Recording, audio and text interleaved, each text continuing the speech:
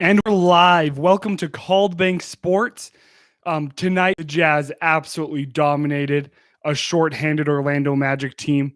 You expected them to win this game, even if Orlando had everyone, especially after Orlando sold at the deadline, sending Gordon to Denver and Vucevic to the Bulls.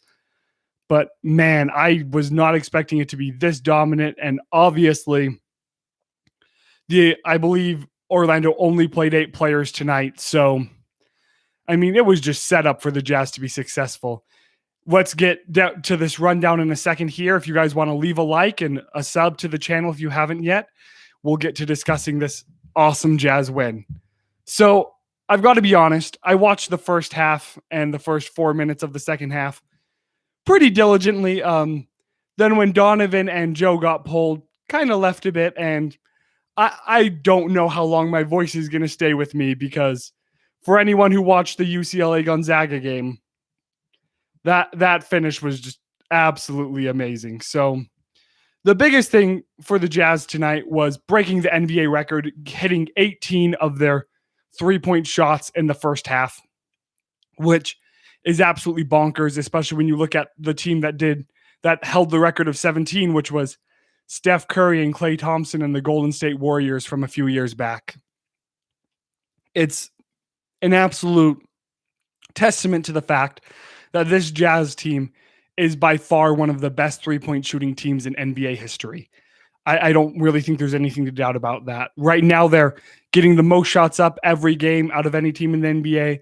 Portland might have a slightly higher percentage, but it's really crazy to see the way the Jazz are pushing the envelope, taking 40 plus 3-pointers a night, virtually guaranteed. Tonight, I think they had 55, which is absolutely bonkers that they put up that many. They had 55. They made 26 of those, and for 47% from three. I totally get that it's class and that Quinn needed to start pulling players in the third quarter. I get it. I get that you can't just leave Donovan and Joe and Gobert and Bojan in for the whole game. But man, I would have loved to see the Jazz break the Bucks record with 30 3-pointers in a game. I'm really confident that would have happened. Gaming with Devin said, what a game, a record breaker. Yeah, just something so special about watching this Utah Jazz team. And on a night like tonight, I don't really know how much we can take away that we haven't already discussed, because you're playing a Magic team who has basically decided to tank the year. And like I said earlier, they only had 8 guys, and I believe that was because they have like a stomach flu going through their team. And so that's just what is going to happen here. The Jazz are going to win. When you look at it, you had leading scorer Donovan Mitchell with 22 points. Easily would have went for 30 plus tonight had that been called for. You have Bojan Bogdanovic with 17, tied with Joe Ingles with 17. Mike Conley was resting. It was another back-to-back, and I think that after he missed a few games with his hamstring situation, I don't think he's played both games of a back-to-back, which I'm absolutely fine with. I think that Conley's getting up there in years, and you need him to be in his peak condition. And we saw what happens when you let Joe take a few games off. He comes back and becomes, honestly, in my opinion, the runner-up to Jordan Clarkson for 6th man of the year. He's had an absolutely special year, and it's so incredible to watch just how everything is clicking for the Jazz so far this year.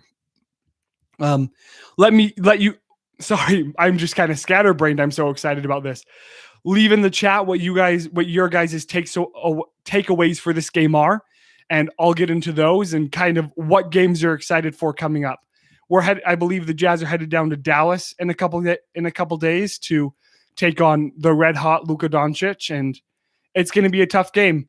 It's honestly a game where I think you can make the argument it would be best for the Jazz to lose to Dallas so that Dallas has a better chance of overtaking the Lakers and pushing them down to the 6th spot, so that we are guaranteed not to have to play them until the Western Conference Finals. But I think that that's way too meta. I think the Jazz should go out and continue to put up their incredible record, continue to push for the best record in the league.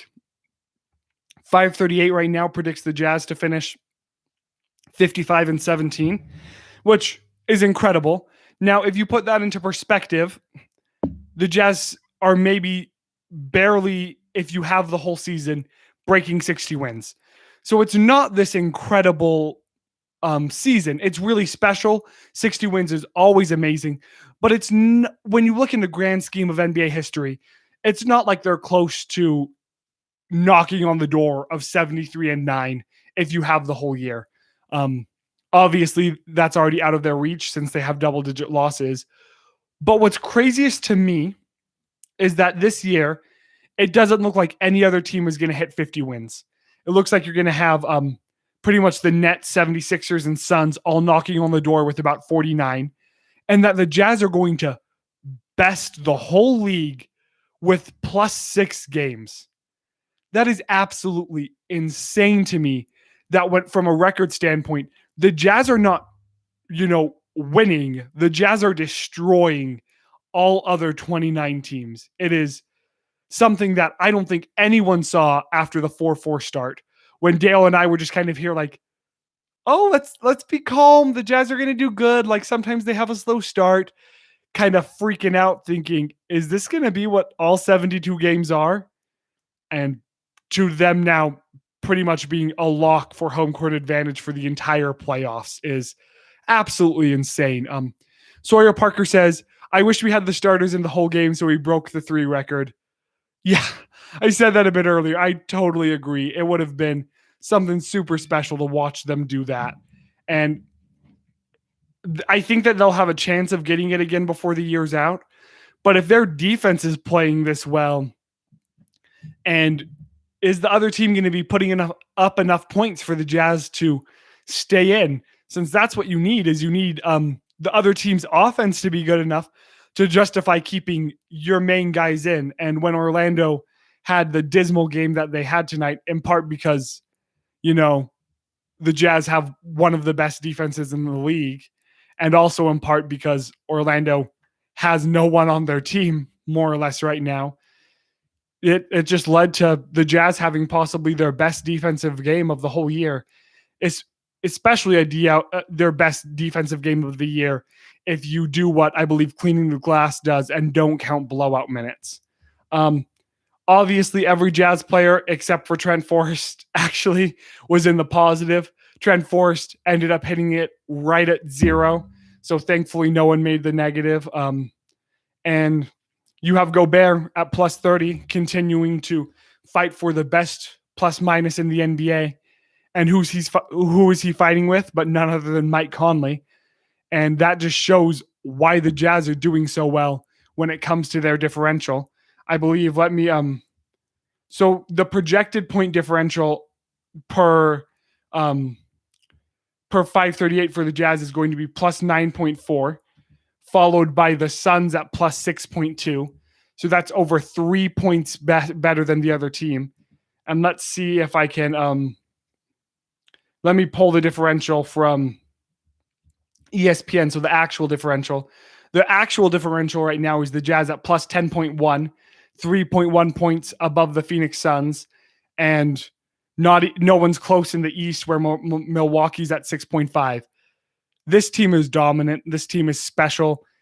I'm still kind of worried to see what happens when we face the new look Denver Nuggets. We had a close game with them this year, and then they blew us out on some magical shooting. I'm concerned to see what happens when we play the Lakers at full strength, which we're not going to get to see until the playoffs. And same with the Nets. There's some unknowns that other than Denver, we're not really going to get a feel out unless the Jazz get into that situation in the playoffs. And that's concerning because it's really nice to have some kind of a semblance and some kind of idea on how to play the team you're playing before you go into the playoffs. And if we end up facing the Lakers or the Nets, and depending on what happens with the Nuggets game, we're not going to have any idea, the Jazz, of how the Jazz are going to do. And Quinn Snyder is one of the best coaches in the NBA. Adjustments haven't always been his forte, and there's some good reasons why he maybe doesn't adjust quickly during the regular season just to keep player confidence high. But it's going to be a special postseason this year. I am hyped and ready to go. So let's see. Sawyer Parker said, did you see the UCLA game? The last minute was so crazy. I did. I forewent most of the second half and watched the UCLA game. Just Jalen Suggs. You're blowing my mind. I saw that shot and I'm like, oh, he could have maybe made it about 5 feet closer and got a better look, which is super nitpicky. I mean, it was maybe possible, but you've got to pull up for what you've got to get. And to go from at the end of regulation where Timmy gets the charge that I thought was going to be a block, absolutely agree with it being called a charge though. To go from all of a sudden looking like UCLA is going to win it, break Gonzaga's perfect record, to the game going to overtime, and then having UCLA again just fight and push and look like they're sending it to a double overtime. And then what is honestly arguably one of the top 5 NCAA tournament plays of all time. Just oh my gosh. If you guys haven't seen it, definitely after the stream, you guys can dip now, but I'd love if you guys stayed on after the stream. Go take a look. That is just something special. And I feel like this March and leading into April has been one of the maddest marches I've ever seen. Just the upsets, and Loyola of Chicago, UCLA pushing so far from a play-in game. Just so incredible where things are going. I'm super excited to see Gonzaga Baylor this Monday. I know we've went far away from the Jazz here for a minute, but that game, I was so disappointed that it got postponed due to COVID a few months back. So having that be the game that Gonzaga gets to play in to push for the perfect season for the first one in the last 45 years, just I'm super excited. It's going to be a fun game. Gaming with Devin said, I was watching some, but stopped to watch the Jazz. Yeah, definitely UCLA game. If you're able to go watch just the end of the second half, and the whole game was good, but it is definitely one of the most iconic games in NCAA history. It's going down as just absolutely special. So it was a good comeback by UCLA. Yeah. And Sawyer said, did that help your bracket? So I don't do brackets. I haven't done one since middle school, just because it always ends up being during a really bad time for school for me. And they might always get blown up so bad that I typically don't do them. So we'll see when I graduate if I'll get back into brackets, but that could be 3-4 years from now. So well, it'll be a hot minute before I do a bracket, more likely than not. So just to take another look at the Jazz box score really quick to get back to some Utah. Let's see. So we talked about the box score a lot. If we go to the team stats, we talked about the 3-point percentage, absolutely bonkers. Jazz shockingly only shot 12 free throws. I think the game was more or less even on free throws, and then the Jazz brought in their second unit. And so that I'm not really worried about the number of fouls the Jazz have, just because of how many of them came from players coming off the bench. And obviously they're not going to be as good as the players who have played the whole game for Orlando. Jazz destroyed on the rebounding battle, plus 11. They had 50. And assists, Jazz got 34. Steals, Jazz got 10. So if you want a $1 RB sandwich, get that tomorrow. I keep doing that whenever the Jazz get 8 or more steals. So not sponsored, but I do love Arby's. Turnover battle was 11-11, so nothing special there. And overall, we can look at the stats, but this game was really just an eye test for how good the Jazz are. So if you guys have any comments on anything NCAA, if you want to keep going down that road, or the Jazz, we'll keep going. We'll keep the stream going as long as we can. But hey, thank you guys so much for joining in, and thank you so much. Leave a like if you haven't, and I'll get to the chat. I feel like Donovan is getting into Curry Lillard range. He did have some of those shots tonight. And if he's able to extend that, and if he's able to hit the 30 footers, Donovan's going to get an MVP in his career. I know that he's going to have to contend with players like Trae Young, who I think, and Zion Williamson and Luka Doncic. But there's just no way in my mind that Donovan, if he's able to get that range and get to the point where the Jazz are competing for the 1 seed, and one of these years, in the next couple years, if you kind of compare Donovan Mitchell's to Dwayne Wade's career trajectory, you're going to see a year where Donovan gets up to close to 30 points a game on average. And I know the Jazz play offense a bit differently, but I do think in the next 3-4 years, he'll have that one magical season. And I think we could be seeing Donovan Mitchell with some MVP hardware.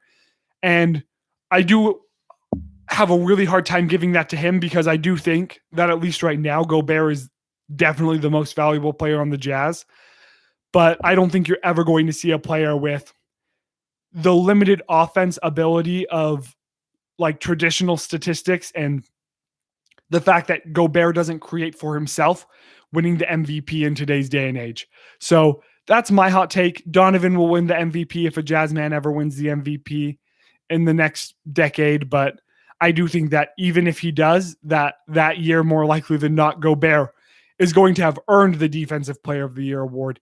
If they don't want him to, get his 6th or 7th, then maybe he won't. And I definitely get that it's hard to vote for the same player again and again, but they're both just that special. I am so glad that the Jazz have locked them each in for the next 4 or 5 years. And it'll be crazy to see, depending on how this NBA salary cap increases with the new TV deal, how much money they're each going to be making at the end of their when the Jazz re-signed them. But holy Hannah, it has definitely been just a special year for the Utah Jazz. And to go from losing Gordon Hayward to looking like it's going to be a rebuild to 4 years down the line, we're talking about a championship and we're talking about finals and finishing with the best record in the league.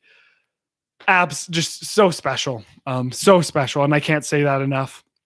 So Gaming with Devin said so many lead change. Yeah. In the UCLA game, so many lead changes. So many lead changes. This upcoming Monday is going to be a special day for college basketball here. So, hey, if you're just joining us, please leave a like. We've been kind of bouncing back and forth between Utah Jazz and Gonzaga UCLA discussion.